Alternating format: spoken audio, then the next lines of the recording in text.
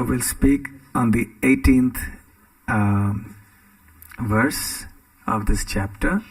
Vidya Vinaya Sampanne Brahmane Gavihastini Shuni Chaiva Shvapakecha Pandita Samadarshinaha.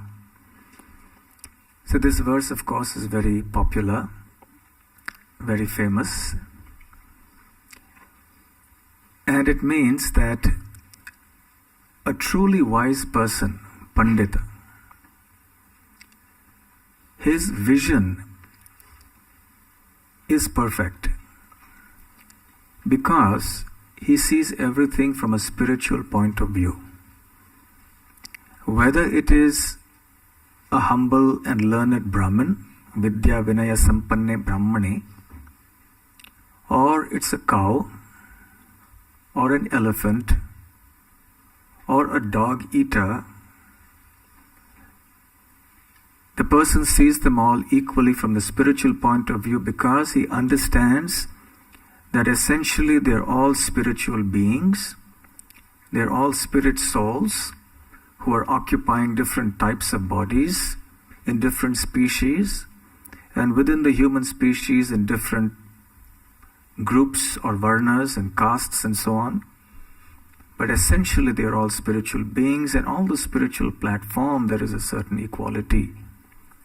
And also that within every living being, whether an elephant or a dog eater or a dog or a brahmana, the Supreme Lord resides as the super soul.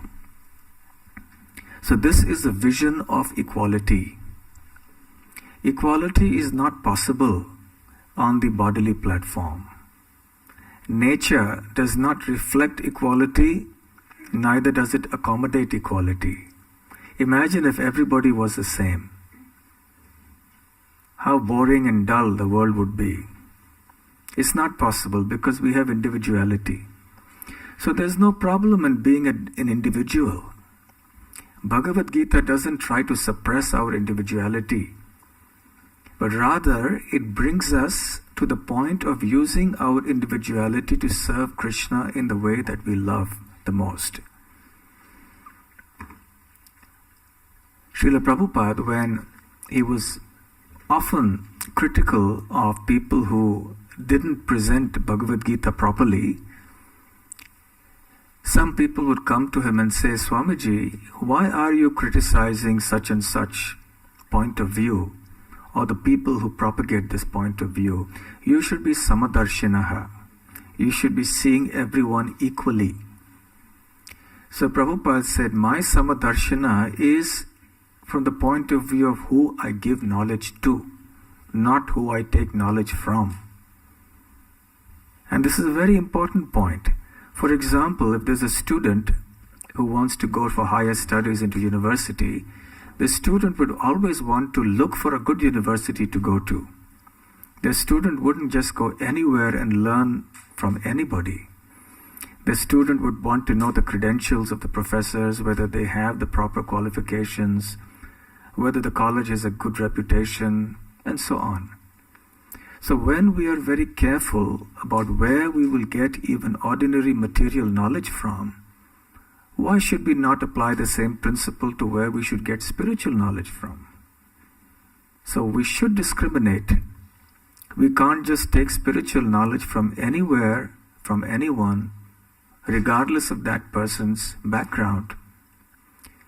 So Prabhupada said, but on the other hand, when it comes to giving knowledge, we are giving it freely. Just see, we are not distinguishing that these are Americans, these are Britishers, these are Japanese, these are Indians, this is a Brahmana, this is a Shudra. No. This knowledge we are giving out freely to anyone who wishes to accept it. This is Samadarshinaha. This is the platform of seeing everyone equally in terms of giving out the mercy of the Lord in the form of His knowledge, rather than accepting knowledge from anywhere which could be mistaken also. So this is a very, very important point for us. Many times devotees listen to discourses from various sources of where the credentials may be very dubious, where the philosophical things may be very uncertain conclusions. So it is better for us to stay faithful to the parampara, to hear only within the parampara, so that our devotional creeper may be sufficiently nourished and we can make very rapid advancement on the path of Krishna consciousness.